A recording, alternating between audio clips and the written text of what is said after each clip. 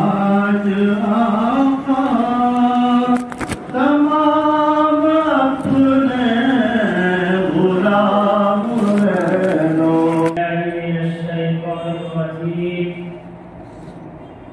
بسم اللہ الرحمن الرحیم. سبحان الذي أسرى بعبده ليلا من المسجد الحرام إلى المسجد الأقصى الذي باركنا حوله لنريه من آياتنا إنه هو السميع البصير. صدق الله العظيم وهو أصدق القائلين. قابل احترام بزرگوں، نوجوان ساتھیوں، گزشتہ جمعہ کو میں نے فلسطین اور اسرائیل کی مناسبت سے گفتگو کی تھی، لیکن بات ادھوری تھی، وقت کی قلت کی وجہ سے ختم کر دی گئی، اس لیے اس جمعہ کو پھر وہاں سے باتیں کی جا رہی ہیں. اللہ کے رسول صلی اللہ علیہ وسلم جب مدینہ المنورہ ہجرت فرما کر تشریف لے گئے تو مدینہ کے اندر 5 قسم کے قبائل تھے جو آباد تھے. ان میں 2 قبیلہ اوس اور خزرج کے نام سے تھا، جو کفار اور اس وقت کے مشرکین کا قبیلہ کہا جاتا تھا. لیکن اس کے بھی مقابل 3 اور قبائل تھے، بنو نذیر، بنو قریظہ اور بنو قینوقا. یہ 3 وہ قبائل تھے جو یہودیوں کے قبیلے تھے، جو بنی اسرائیل کے قبیلے تھے. روایت کے مطابق یہ یہودیوں کے قبائل مدینہ میں اس لیے آباد ہوئے تھے، دنیا کے مختلف حصوں سے یہ سفر کر کے وہاں اس لیے پہنچے تھے کہ ان کی کتابوں میں تورات میں یہ بات لکھی ہوئی تھی کہ آخری پیغمبر اگر نازل ہوگا، مبعوث ہوگا، تو اس کی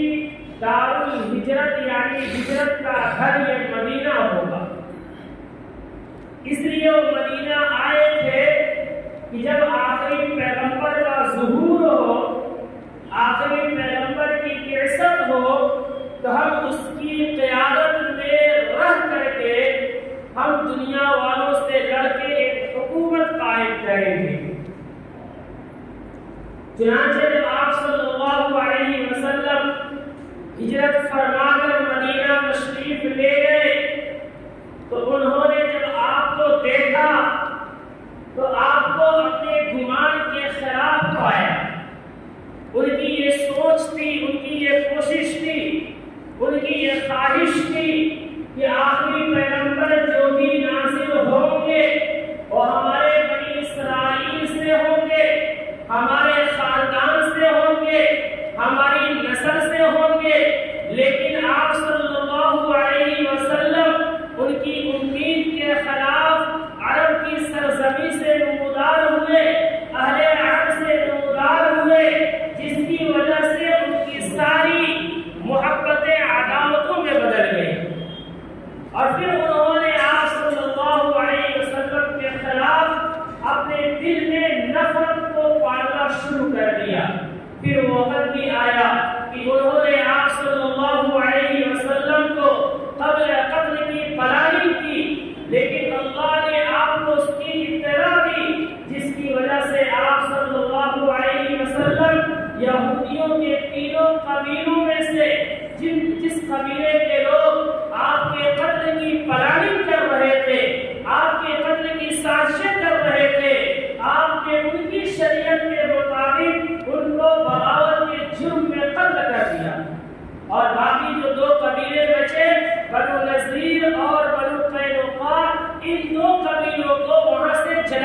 کر دیا گیا، نکال دیا گیا۔ اب یہودیوں کے یہ دونوں قبیلے وہاں سے نکلنے کے بعد یہ خیبر میں آ کر کے آباد ہو گئے۔ خیبر میں بڑے بڑے قلعے تھے، ان قلعوں کے اندر یہودی محبوس ہو گئے، اس کے اندر پناہ گزین ہو گئے، لیکن وہاں بھی بیٹھ کر کے یہ آپ صلی اللہ علیہ وسلم کے خلاف سازشیں رچتے تھے، پلاننگ کرتے تھے، اور آپ کو اور اسلام کو نقصان پہنچانے کی تمام تدبیریں اختیار کر رہے تھے، جس کی وجہ سے آپ صلی اللہ علیہ وسلم نے پھر خیبر پر فوج کشی کی، خیبر پر حملہ کیا، اور مہینوں کے جنگ کے بعد خیبر کو فتح کیا گیا، اور پھر وہاں سے یہودیوں کو نکالا گیا۔ اب یہ یہودی جب مدینہ سے خیبر پہنچے اور خیبر سے بھی ان کے ناپاک سازشوں اور منصوبوں کی وجہ سے نکالے گئے، تو یہ ارض شام میں آ کر کے آباد ہو گئے۔ شام کا علاقہ آج موجودہ وقت کے اندر جو شام کا علاقہ ہے اور جو شام کی جغرافیائی حیثیت ہے، یہ تو اب سمٹ کے رہ گئی ہے، لیکن آپ صلی اللہ علیہ وسلم کے زمانے میں جو شام کے علاقے تھے وہ اس وقت کے اندر، اس کے اندر لبنان بھی تھا، اس کے اندر فلسطین بھی تھا، اسرائیل بھی تھا، اور ترکی کا کچھ حصہ تھا جو شام کے سرحد کے اندر داخل تھا۔ چنانچہ یہ ملک شام کے مختلف حصوں میں پھیل گئے۔ آپ صلی اللہ علیہ وسلم کی دنیا سے پردہ فرمانے کے بعد سن 636 عیسوی کے اندر حضرت امیر المؤمنین عمر فاروق رضی اللہ تعالی عنہ کے دور خلافت میں مسلمانوں کی فوج نے جب شام کو فتح کیا، حضرت عبیدہ بن جراح جب انہوں نے شام کو فتح کیا تو بیت المقدس کو بھی فتح کیا، فلسطین کو بھی فتح کیا۔ اس وقت فلسطین کے اوپر عیسائیوں کا قبضہ تھا، چنانچہ عیسائیوں نے یہ شرط لگائی کہ ہم ایسا زمین فلسطین کو، اس کے علاقے کو، بیت المقدس کو ہم اس وقت تک مسلمانوں کے حوالے نہیں کر سکتے جب تک کہ امیر المؤمنین ہمارے پاس تشریف نہ لائے۔ چنانچہ امیر المؤمنین تک یہ خط پہنچایا گیا، یہ پیغام پہنچایا گیا کہ فلسطین کا علاقہ مسلمانوں نے فتح کر لیا ہے، لیکن وہاں کے عیسائیوں نے یہ شرط رکھی ہے کہ اگر امیر المؤمنین عمر فاروق رضی اللہ تعالی عنہ خود یہاں تشریف نہیں لاتے ہیں تو ہم یہ علاقہ ان کے حوالے نہیں کریں گے، چاہے جائے کہ ہمارے سینکڑوں جانیں چلی جائے، چاہے جائے کہ خون کی ہولیاں کھیل دی جائے، لیکن ہم اس زمین کو مسلمانوں کے حوالے نہیں کر سکتے۔ حضرت امیر المؤمنین چاہتے تو اس وقت قتل و قتال کا حکم دے دیتے اور عیسائیوں کے خون سے ہولی کھیل جاتے، لیکن آپ یہ جانتے تھے کہ ایک انسان کے خون کی قیمت کیا ہوتی ہے، چنانچہ آپ نے قتل و قتال سے منع کیا اور 22 لاکھ مربع میل کا حکمراں مدینہ المنورہ سے چل کر کے فلسطین کی سرزمین پہ مصر کے پاس تشریف لائے۔ جب آپ مصر کے پاس فلسطین کے سرحد پر پہنچے تو وہاں عیسائیوں اور مسلمانوں نے دونوں نے مل کر کے آپ کا زبردست استقبال کیا، آپ کے ہاتھ میں ان قلعوں کی چابی دی گئی، اس کی تمام چیزیں حوالے کی گئی۔ امیر المؤمنین بیت المقدس تشریف لائے اور لا کر کے اس کی صفائی کی، اور پھر آپ نے وہاں نماز پڑھی، اور پھر وہاں ایک مسجد کی تعمیر کا حکم دیا، جس مسجد کو ابتدائی دور میں مسجد عمر کا نام سے یاد کیا جاتا تھا، بعد میں اسی کو مسجد اقصی کر دیا گیا۔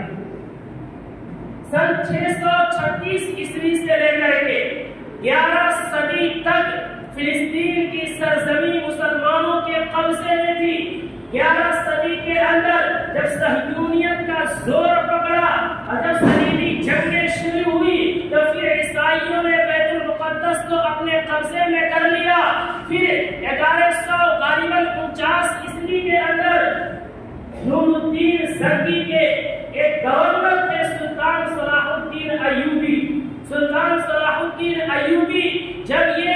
مصر کا فرما روا بنائے گئے، لیکن انہوں نے پھر اپنا مشن بنایا فلسطین کو فتح کرنا، بیت المقدس کو عیسائیوں کے ہاتھ سے حاصل کرنا۔ چنانچہ یہ مرد مجاہد نے کوشش کی اور اس کی کوششوں کی بنیاد پہ دوبارہ دوسری بار سن 1187 کے اندر پھر سے فلسطین پر مسلمانوں نے اپنا اسلامی پرچم گاڑ دیا اور ٹھیک اسی طرح سے سلطان صلاح الدین ایوبی نے بیت المقدس کو فتح کیا تھا، فلسطین کو فتح کیا تھا، جس طرح سے حضرت عمر فاروق رضی اللہ تعالیٰ عنہ نے فتح کیا۔ کسی ایک انسان کا بھی خون نہیں بہایا گیا، کسی ایک کا بھی قتل نہیں کیا گیا، بلکہ سلطان صلاح الدین ایوبی نے بیت المقدس یعنی فلسطین کو فتح کرنے کے بعد انہوں نے وہاں کے عیسائیوں کے لیے دوسری جگہ دی، یہودیوں کے لیے دوسری جگہ دی اور ہر ایک کو اس بات کی اجازت دی کہ جو چاہے آ کر کے بیت المقدس کی زیارت کر سکتا، اس سے فیضیاب ہو سکتا ہے۔ چنانچہ 1187 سے لے کر کے 1914 تک یعنی پہلی جنگ عظیم جو شروع ہوئی 1914 میں، 1914 سے پہلے تک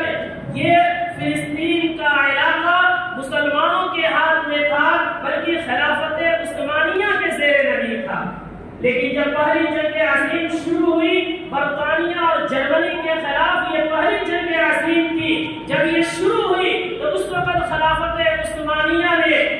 جرمنی کا ساتھ دیا، جرمنی کا سپورٹ کیا، لیکن بدقسمتی سے پہلی جنگ عظیم کے اندر جرمنی کو شکست حاصل ہوئی، ہار حاصل ہوئی، جس کی وجہ سے برطانیہ نے مسلمانوں سے انتقام لینے کی کوشش کی اور خلافت عثمانیہ کا شیرازہ منتشر کر کے رکھ دیا، کئی علاقوں کو اپنے قبضے میں لے لیا، اس میں سے فلسطین کا بھی علاقہ تھا جو برطانیہ نے خلافت عثمانیہ سے اپنے قبضے لے لیا اور ایک مشن کے ساتھ وہاں یہودیوں کو آباد کرنا شروع کر دیا۔ چنانچہ برطانیہ کا وزیر خارجہ نے سب سے پہلے 1917 کے اندر ایک اعلان کیا جس کو تاریخ نے اعلان فی الفور کے نام سے یاد کیا ہے، کہ اس نے یہ اعلان کیا کہ فلسطین کے اندر ایک یہودیوں کی اسرائیل نامی ریاست قائم کی جائے گی۔ اس کا یہ اعلان کر رہا تھا کہ دنیا کے جتنے گوشے میں یہودی منتشر تھے وہ سمٹ کر کے آنے شروع ہو گئے اور پھر اس کے بعد جب دوسری جنگ عظیم شروع ہوئی 1939 سے لے کر کے 1945 کے اندر، جس کے اندر ہٹلر نے صرف 2 سالوں کے اندر 60 لاکھ یہودیوں کا قتل عام کیا۔ ان کو سر چھپانے کے لیے کوئی چھت میسر نہیں تھا، ان کے رہنے کے لیے کوئی گھر نہیں تھی، یہ بھاگے بھاگے اس فلسطین کی سرزمین پہ جا رہے تھے جہاں برطانیہ ان کی پشت پناہی کر رہا تھا، انہیں آباد کر رہا تھا اور پھر یہ وہاں کے مسلمانوں سے زمینیں خریدنے شروع کر دیے، گاڑی رقم دے کے خرید رہے تھے۔ اس وقت کے علماء نے اس کی مخالفت کی، ہمارے ہندوستان کے علماء حضرت مولانا اشرف علی تھانوی، مفتی کفایت اللہ عظیم لوگ ہیں جنہوں نے یہ فتویٰ دیا تھا کہ فلسطین کے مسلمانوں کو چاہیے کہ یہودیوں پہ ترس نہ کھائے اور ان کو اپنی زمین نہ بیچے، لیکن کچھ بھول اور چوک ہوئی جس کی وجہ سے وہ آباد ہوتے گئے، لیکن مسلمانوں نے اپنی ہمتیں کمزور نہیں کی، برطانیہ کے خلاف فلسطین کے مسلمان لڑتے رہے، برطانیہ تنگ آ کر کے وہاں سے نکل گیا اور فلسطین کے پورے علاقے کو اقوام متحدہ کے حوالے کر دیا اور اقوام متحدہ نے امریکہ کے دباؤ میں آ کر کے 1947 کے اندر یہ اعلان کر دیا کہ فلسطین کے اندر 2 آزاد ریاستیں قائم کی جائیں گی، ایک اسرائیل کے نام سے یہودیوں کی ریاست قائم کی جائے گی اور ایک فلسطین کے نام سے مسلمانوں کی ریاست قائم کی جائے گی۔ 1947 میں اس نے اعلان کیا، ٹھیک اس کے 2 گھنٹے کے بعد اسی وقت اسرائیل نے اپنی سلطنت کا، اپنی ریاست کے قیام کا اعلان کر دیا۔ اس کے بعد سے مسلمانوں نے مخالفتیں کی، عرب ممالک نے اسرائیل کے قیام کی مخالفتیں کی، لیکن کمزور ہو چکے تھے اور یہودیوں کی طرف امریکہ جیسی طاقتیں پشت پناہی کر رہی تھی، مسلمان کمزور ہوتے گئے، یہاں تک کہ 1967 کے اندر اقوام متحدہ نے ایک حد بندی کی اور حدود قائم کیے کہ اتنے حدود کے اندر اسرائیل کو رہنا ہے، اس حدود کے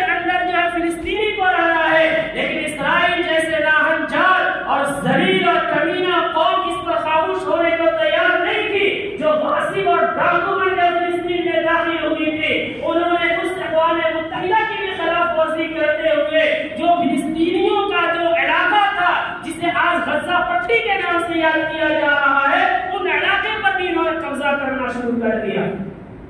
جس کے لیے فلسطینی لڑتے رہے، کوششیں کرتے رہے۔ خوش قسمتی سے یہ موجودہ وقت کا حماس جو تنظیم ہے، اس نے اپنی قوت بنائی، طاقت بنائی اور ایک اللہ پر بھروسہ کر کے ان کے خلاف ایک محاذ بنایا ہے۔ میں آپ کو بتانا چاہتا ہوں کہ آج دنیا کے جو لوگ کہتے ہیں کہ فلسطینیوں نے ظلم کیا یا فلسطینیوں نے غلط قدم اٹھایا، یہ حماس نے غلط منصوبہ بنایا، وہ بزدل اور ناہنجار ہے، وہ تاریخ سے واقف نہیں ہے، انہیں پتہ نہیں ہے کہ آج فلسطین کے حقوق کا مطالبہ کر رہے ہیں، وہ کسی کی زمینیں نہیں ہڑپ رہے ہیں، کسی کی جائیداد نہیں ہڑپ رہے ہیں، کسی کی جان نہیں مار رہے ہیں، وہ اپنے حق کا مطالبہ کر رہے ہیں۔ ٹھیک جس طرح سے ہندوستان کے ہندوستانیوں نے انگریز کو بھگانے کے لیے ان کے ساتھ جنگیں کی، جہاد کیے، لڑائیاں کی، اپنے خون کا نذرانہ پیش کر کے اس ملک کو آزاد کرایا، جیسے ہمیں اس ملک کا آزاد کرانا قابل تعریف ہے،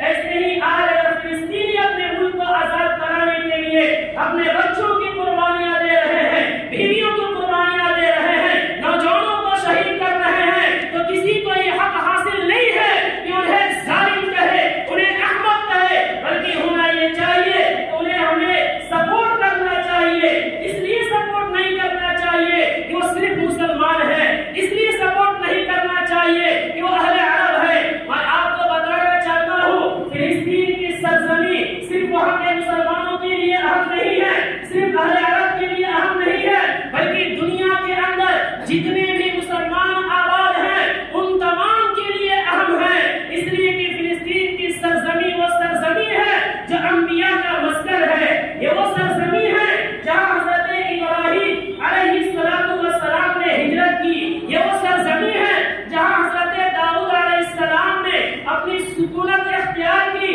اور اپنا محراب بنایا۔ فلسطین کی سرزمین وہ سرزمین ہے جہاں حضرت سلیمان علیہ السلام نے اپنے تخت کو لگایا اور اس کو پوری دنیا کا دارالسلطنت یعنی راجدھانی بنایا اور پوری دنیا کے تمام مخلوقات پر انہوں نے حکومت کی۔ میں آپ کو بتانا چاہتا ہوں فلسطین کی سرزمین وہ سرزمین ہے جہاں حضرت موسیٰ علیہ السلام نے بنی اسرائیل کو کہا تھا کہ تم جاؤ اور اس فلسطین سے قوم عمالقہ کے خلاف جنگ لڑو، لیکن آج کا موجودہ بنی اسرائیل کے آباء و اجداد یہ بزدل لوگ ہیں کہ قوم عمالقہ سے مقابلہ کرنے کے بجائے یہ بیٹھ گئے اور انہوں نے یہاں تک کہا کہ اذهب انت وربك فقاتلا انا هاهنا قاعدون، اے موسیٰ تم جاؤ، تمہارا رب جا کر کے جنگ لڑے اور جنگ لڑ کر کے فلسطین کو قوم عمالقہ سے پاک کرے گا، تب ہم آئیں گے ورنہ تو نہیں آئیں گے۔ لیکن آج یہ جرأت دکھا رہے ہیں۔ میں آپ کو بتانا چاہتا ہوں فلسطین کی سرزمین وہ سرزمین ہے جہاں سے نبی کریم صلی اللہ علیہ وسلم کو سید الانبیاء کا خطاب ملا کہ جب معراج میں تشریف لے جا رہے تھے تو آپ نے تمام انبیاء کرام کو 2 رکعت نماز اسی فلسطین بیت المقدس کی سرزمین میں پڑھائی کی، اور جب آپ واپس ہوئے تو بھی آپ نے 2 رکعت نماز الوداعی پڑھائی تھی۔ یہ بات نہ بھولیں کہ جب نماز کی فرضیت نازل ہوئی تو 16-17 ماہ مسلمانوں نے بیت المقدس کا اپنا قبلہ بنایا ہوا تھا۔ اس بات کو نہ بھولیں کہ بیت المقدس یعنی فلسطین کی سرزمین وہ سرزمین ہے جہاں عیسیٰ علیہ السلام بغیر باپ کے معجزاتی طور پہ پیدا ہوئے اور پھر اسی سرزمین سے آسمان کی طرف اٹھائے گئے، اور پھر اسی سرزمین پہ ایک وقت آئے گا کہ امام مہدی کے ظہور کے بعد عیسیٰ علیہ السلام اسی سرزمین پہ نازل ہوں گے اور اس مقام باب لد کے اندر جو آج اسرائیل کے قبضے میں ہے اسی مقام پر کانا دجال کو قتل کریں گے اور وہاں سے انصاف کا بول بولا ہوگا۔ بلکہ میں آپ کو بتانا چاہتا ہوں کہ فلسطین ہی کی وہ سرزمین ہے جو میدان حشر بنایا جائے گا، یعنی کل قیامت کے میدان میں جب دوبارہ سور پھونکی جائے گی تو ساری انسانیت پوری دنیا سے اٹھ کر کے اسی میدان محشر میں یعنی فلسطین کی سرزمین پہ، شام کی سرزمین پہ جمع ہوگی۔ اس لیے وہ سرزمین صرف وہاں کے مسلمانوں کے لیے اہم نہیں ہے، وہ سرزمین صرف اہل عرب کے لیے اہم نہیں ہے،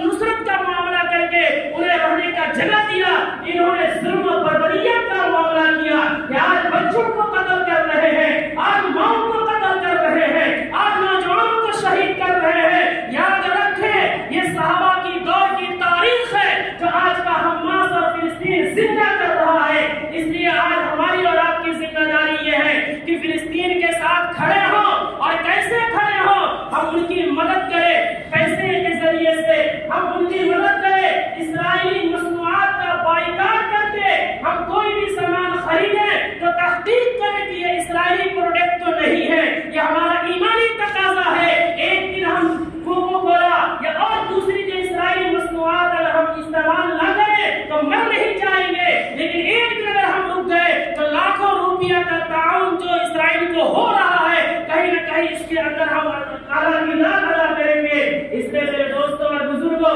مزید اس مناسبت سے باتیں اگلے جمعے میں بھی انشاءاللہ میں کروں گا۔ ہم تمام کی ذمہ داری یہ ہے کہ ہم اسرائیل کے لیے دعائیں کریں، فلسطین کے لیے دعائیں کریں، فلسطین کے لیے راتوں میں اٹھ کر کے دعائیں کریں۔ وہ تو اپنی جانوں کا نذرانہ پیش کر رہے ہیں، آزمائش کا مرحلہ ہم مسلمانوں کے لیے ہے کہ کل قیامت کے میدان میں اگر وہ پوچھ دیں کہ ہم تمہارے مقدس سرزمین کی حفاظت کے لیے اپنے بچوں کے جسموں کے چیچڑے کر دیے، آدھے جسم ختم ہو کے ہاتھوں میں اٹھا کر کے نعرے تکبیر لگا کے دشمنوں کے قلعوں میں جا رہے تھے، لیکن تم اتنا بھی نہ کر سکتے تھے کہ تم ہمارے لیے دعائیں کرتے، تم اتنا بھی نہ کر سکتے تھے کہ اقتصادیات کے اعتبار سے اسرائیل کو کمزور کرے، تو ذرا سوچیں کہ ہم اور آپ کیا جواب دیں گے۔ اس لیے جرأت اور بہادری کا مظاہرہ کرتے ہوئے ہم سوشل میڈیا کا استعمال کریں اور بائیکاٹ کریں اسرائیلی مصنوعات کو، بائیکاٹ کریں اسرائیلی منصوبے کو، اور کھل کر کے لکھیں کہ یہ ڈاکو ہے، یہ رسل ہے، یہ لٹیرے ہیں، یہ غاصب ہیں جن کو دنیا میں رہنے کا حق نہیں ہے۔ اور یاد رکھیں کل قیامت کے میدان میں آنے سے پہلے پہلے عیسیٰ کے ظہور کے بعد اس روئے زمین سے اسرائیلیوں کا صفایا ہوگا، اور انہیں کا نہیں ہوگا۔ یہود یہ امریکہ جو چاپلوسی کا کام کر رہا ہے اس کا بھی صفایا ہوگا، اور کلمہ ہوگا تو صرف لا الہ الا اللہ محمد رسول اللہ کا کلمہ ہوگا انشاءاللہ تعالی۔ اللہ ہمیں اور آپ کو کرے